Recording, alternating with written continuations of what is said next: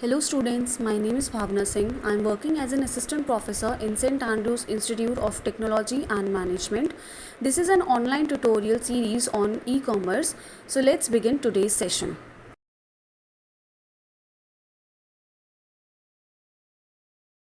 Students, in today's session we will talk about these topics of Unit 4. The first one is we'll discuss what is an electronic data interchange, that is EDI. Then we'll discuss about the benefits of EDI, what are its components of EDI system, and what are the various essential elements that forms the EDI system. And at the end we will talk about the cost of EDI. So let's discuss the first topic, that is what is an EDI. EDI stands for Electronic Data Interchange. It is defined as the computer-to-computer exchange of business documents in a structured, predefined standard format. It is the electronic exchange of business documents in standard, computer processable and universally accepted format between the business partners. That means what we are doing with the help of this EDI, that is electronic data interchange, we are doing the computer to computer exchange of all the documents or all the data interchange, and these documents can be your purchase order, can be your invoice generation, can be your transaction payment processing. So all these things, they can be done with the help of this EDI, and it is a kind of software, you can say, which allows the exchange, or you can say the data interchange between two trading partners. In this we have trading partners like the buyers and the sellers who are doing the trade with each other. So basically what is happening in this EDI, that both the trading partners means both the companies who are doing the trade with each other, or both the business companies, they use a computer to computer exchange of data or the information, like all these documents regarding the purchase order, regarding the invoices, etc. And it involves a particular use of some standard format that both the companies, they have to follow, and this standard format allows these companies so that they'll be able to send information or any documents to another company electronically without using some middle person or without any human intervention. And using this EDI technology, both the companies, they'll be able to communicate with each other directly with the help of this, and there is no human intervention. So both the companies, they have to follow the same standard format so that the computer system can understand each other and will be able to flow the information between them. So basically what is the use of this EDI? It helps the companies or the businesses so that they'll be do the trading very fastly, accurately and reliably. Exchange of data can take place between both these companies. So this EDI technology, that is electronic data interchange technology, it is removing the paper based exchange of business documents between both the companies. It is providing the electronic exchange of data, and exchange of data includes the all the your invoices, your purchase order, your shipping bills, or your payment, which is known as the electronic fund transfer. So both these companies, they can be communicate with each other easily with the help of this EDI. Let us make the concept of this EDI more clear by giving this example. We have here traditional versus EDI. Now what happens earlier, the companies in the traditional, when they do traditional trade, what happens that the companies, they use paper medium for conducting businesses. And in this figure you can see that the business buyers, they generate purchase order on their computers, and after generating the business orders, they print the orders and then mail it or fax it to the suppliers. And on receiving these orders from the buyer, the supplier, they enters these orders into their internal systems or any applications or their computer systems, and then on the basis of that, they prints an invoice, and then they, after generating that invoice, they send it back to the buyer or via mail, or you can say via fax. And then after receiving the invoices from the supplier, the buyer enter these invoices into their internal system, or you can say the computer system, for processing. So like this, the exchange of entire information between these buyers and suppliers, they were relied heavily on the postal system, because every time they have to mail it or fax it to the buyers or the suppliers, whether it can be a purchase order or whether it can be a invoices. So this traditional trade has some drawbacks, like they have the poor response time, or they have excessive paperwork between both the companies, and so that there were more chances of errors and low accuracy and high labor charges, because more and more people are involved in this, more and more paper is also involved in this.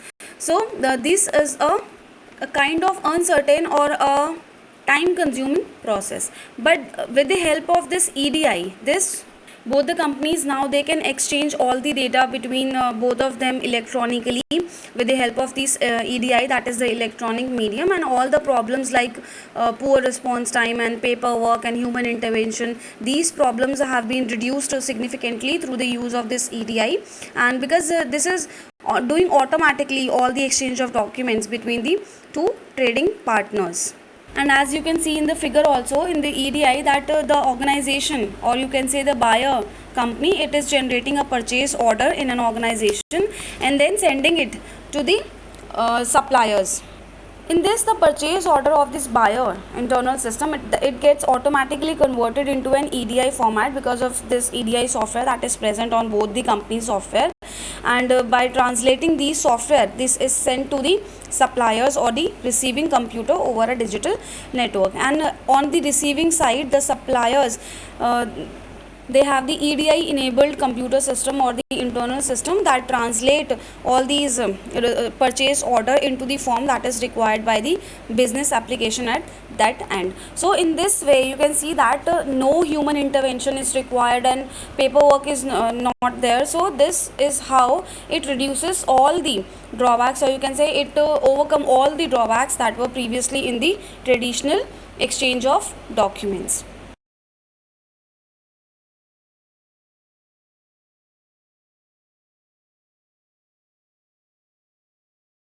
So let's now discuss some benefits of this EDI, electronic data interchange. The first one is the speed. Speed means, as we have already discussed, that everything is going on electronically over the electronic media. So sending an electronic message or information between these computers is very much rapid, you can say, or very much fast with a very little or no human intervention. And sending an electronic message across the country also, it takes less than a minute. So it is very much time saving. Then the second benefit we have, it helps in improved problem resolution. That means it provides the transfer of documents very quickly, and it responds to the business queries or business inquiries from other companies very quickly, in order to ensure that some exchange of documents will be accurate and consistent, and therefore it improves the relationship between the trading partners. Then the third we have, it streamlines the information flow. That means the order processing, the shipping of goods, the invoice preparation, and then transmission, they all can be done within a few hours, as compared to the traditional one in which we have a lot of paperwork and lot of human intervention, and it was a time consuming process. So it helps us to helps in information flow in a very effective manner, or in a very quickly manner. Then the next we have, it reduces time, because everything is done electronically, so a lot of time is saved between the trading partners, and all the documents they are exchanged electronically to the intermediate or through the interconnected computers. So a lot of time is saved. Then the next is easy retrieval of older documents. With the help of this EDI, we'll be able to retrieve the older documents, because whatever documents are exchanged between the trading partners, they are stored in an electronic mailbox of each of the computers. So this provides the easy access of all the documents, and they can be retrieved easily and examined at any point of time, so very quickly and very easily. Then the next we have improvements in overall quality. That means by providing better record keeping and fewer errors in data, and responding very fast, and reduction in the processing time, reduction in the response time, and less reliance on the human intervention, and less reliance on the paperwork. So all these things, they help in providing the overall quality of the products. Then the next we have, it increases revenue and sales, because in this we are not using, or it is eliminating all the unnecessary paperwork and related errors and human intervention. So it also helps in quicker settlements of all the accounts, and it provides all the sales very efficiently without using any paperwork. Then the next benefit, improved customer service. Improved customer service by providing the quick transfer of all the business documents that are required by the customers or by some another company, or it is helps in reducing the errors and by providing an automatic audit. So all these things, they help to improve the customer services and build the effective customer relationship management between the trading companies and the sellers and buyers and customers also. Then the next benefit is it provides the accurate invoicing, because the EDI invoices, they are generated automatically with the help of EDI software, so that they can be automatically matched against the original order that was given by the buyers, and it is cleared for the payment thereby. So it is avoiding all sorts of queries that arises when paper invoices are matched to the orders, and lot of confusion was there as compared to the traditional one. So it helps to provide the accurate invoicing. So this is how, by providing all these benefits, we have seen that this EDI is proved to be very much effective and efficient type of trading or type of document exchange between the buyers and the sellers, and it removes all the pros of the drawbacks of the traditional exchange of documents that previously companies used to do between them. Now these are the basic components of an EDI system. The first one is the standard document format. As we have already discussed that there is a standard format that both the buyers and the seller companies, they have to agree upon. So this is the standard agreed upon format for the document, so that they can be electronically transmitted between these trading partners, because there is no human intervention. So they have to agree upon the standard format which is provided by the ANSI. So both the companies, by using these EDI standard format, they will be able to do the electronic exchange of documents. Then the second, we have the EDI translation management software. That means this EDI, it has a translation software that is used to convert your document or convert the entire document of your application format into the standard format that is agreed by the ANSI form that is meant for the EDI. So this is a translation software that is used to convert the documents or all the documents into the particular format. Then the next, we have the communication software. Communication software, it enables you to write some communication protocols or some separate applications, so that you will be able to communicate with your trading partners. Then the next, we have the WAN. WAN is value added network. That means it is a kind of a gateway to another company, and it with the help of this network, you will be able to connect to your trading partners, and you will be able to transmit the data from one computer system to another system. Then the next, we have the point to point. Point to point means there is a direct communication link between the buyers and the sellers, so that the trading partners, they can offer the direct connection or direct exchange of documents to their EDI computers. Then the next, we have the trade agreement. Obviously both the companies, they are doing the trading. So let's suppose we have a trading partners like buyers and the sellers, they have to bind or they have to agree upon certain agreement between the companies, and this is a kind of a legal agreement, or you can say a legal contract between the trading partners. Then the next, we have the modem. Modem is a kind of a hardware device that is used to transmit the electronic information between various computers, and with the help of this modems, you will be able to communicate with your trading partners, and both the buyers and the suppliers, they will be able to exchange the information or transmit the electronic information from one computer to another. So all these components, they make up an EDI system, and because of this all these components, the transfer of data or the transfer of all the documents or exchange of all the information between the trading partners or between the two computers become possible. Let us now discuss the various elements of this EDI system. The first one is the structured data, because this is a software, so all these transactions or all these EDI, they are composed of a certain piece of codes, you can say, or certain values or text, and each of these elements, they have a defined purpose that what they have to do, and they have a structured defined structure also.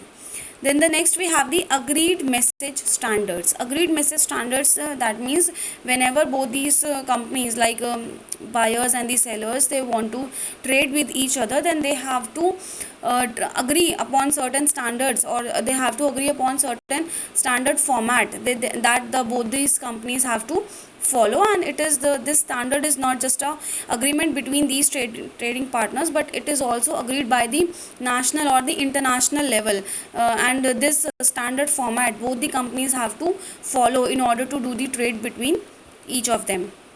Then the next we have the electronic means. Electronic means that this EDI message is sent between two computer applications, and it is sent electronically by using only the networks that is designed specifically for the EDI. And it helps us to by sending all the electronic means, it helps to translate the documents of the certain particular application into the standard format that is defined by the national or the international level. So in this, no paperwork is there, no human intervention is there, so all the things they are doing electronically. This is why it is also an essential element of this EDI system, that whatever things we are sending, we are doing it with the help of electronic means. Then the next we have the computer system. Computer system means that we are sending the EDI messages between two computer application, that means from one computer application to another computer application, and there is no requirement for any person or any people to read the messages or rekey into the computer system. Let's suppose the buyer, they are generating the purchase order and then mailing it to the suppliers, and after receiving the purchase order, the suppliers are re-entering it all the orders into their computer system. So this is how the human intervention is not required in this EDI, and all the things they are doing, or all the exchange of documents is conducted electronically. So there is no human intervention, and there are no requirement of any person to read the all the messages and rekey into its computer system. Now, what is the purpose of this EDI, electronic data interchange? Why we need to implement this EDI? Because the purpose of this EDI is to enable the exchange of information for commercial transactions among information systems in different companies accurately, efficiently and economically. EDI techniques are aimed at improving the interchange of information between trading partners, suppliers and customers by bringing down the boundaries that restrict how they interact and do business with each other. And the most important purpose of this EDI is to facilitate the easy exchange of business documents such as purchase orders, invoices, payments, shipping schedules, delivery schedules, etc., irrespective of the computer application at either end of the communication, and to enable the computer in one organization to communicate with a computer in another organization without producing any paper documents or any human intervention. That means this EDI is a very much effective process, you can say, or it is very much important, because the business or the firms, they could exchange all the business informations at a much faster rate than earlier, and with the least expense and more accuracy as compared to the paper based systems. And they need not to relied heavily on the human intervention or relied heavily on the paperwork, because everything is going on electronically, and all the documents starting from the purchase order to the payment and shipping and invoices, all the things, they are occurring between both the trading partners electronically, and with a much accuracy and at a much faster rate than earlier it used to in the traditional one. Now let us understand that what is the cost of this setting up all these EDI softwares between the trading partners. So we have four types of basic costs, like the implementation cost, running cost, study and decision making, and other reorganization cost. So let's discuss first what is an implementation cost for setting up this EDI. This implementation cost, it includes all the purchase of the hardwares like the computers and software, that the EDI software that is used to translate the documents between these, and we have to use these telephone lines, communication equipment, training and management time. So all these implementation of all these hardware, software and networks, this is the implementation cost. Then the second we have the running cost. Running cost means Means after implementation, what is the running cost of keep using it, and providing the continuous staff training and other communications cost, or the equipment maintenance cost, then providing all the call or packet chargers. So all these costs they include in the running cost. Then the next we have the study and decision making. Study and decision making means after doing the research of the market, we are able to decide whether to use this EDI or not, and it also includes the selection of a particular system software so that it will be able to fulfill all the needs of the organization. Then at last we have other reorganization cost, which includes all the stationary cost or all the new forms cost, or all the, in case there are some redundancy payments, and sometimes due to advancement of technology we need to purchase some new equipments, or we need to purchase some new or software. So all these costs they are included in some other cost. So this is how we are using all these types of cost in setting up a EDI system. Now this working of EDI, it shows how the sending company and the receiving company they communicate with each other, and all the documents exchange and information exchange how is occurred between these two companies. So first start with the sending company. It prepares the document that is to be sent. For example, the sending company is a buyer company, and it wants to generate the purchase order for the supplier. So it generate the purchase order of the you can say purchase order or the any other information document that is to be sent. Then these documents they are prepared in their internal format by their own computer system. Then this EDI translator, it translates these documents into the EDI format, that is the standard format, and on which the sending and the receiving company they have to be agree upon, and they do the trading based on these standard formats only. Then this EDI translator translates all the documents into the EDI format, and then this is connect and transmit all the documents to the business partner with the help of this communication software. Now there is a direct, or you can say the point to point communication between the sending and the receiving companies. That means both of them they are directly contacting to each other with the help of this network service provider. Now after receiving all the documents from the sending company, the receiving company translates it into its own computer system and feed it into its own computer system. So for example, the buyer company has asked for certain orders, and it has sent the purchase order. Then after receiving these purchase order, the receiving company translates into its EDI format or into its internal format, and then start processing for those orders. And after processing, you can say, or after manufacturing of the orders, it will send back to the sending company by following the same procedures. So this is how the internal process or internal working of this EDI take place between both the trading partners. So students, the topic that we have discussed today is a very important topic from examination point of view also.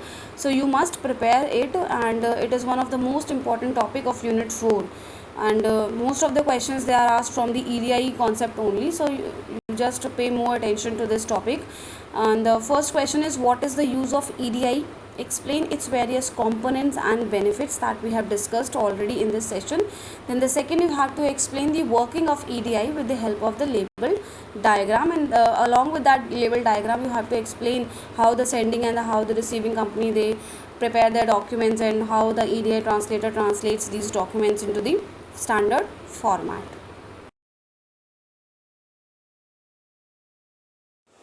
So this was all about today, and now we are ending the session here only. In the next session we will continue with the EDI agreement and EDI security and implementation. Till then, you all take care of yourself, keep learning. Thank you so much for watching.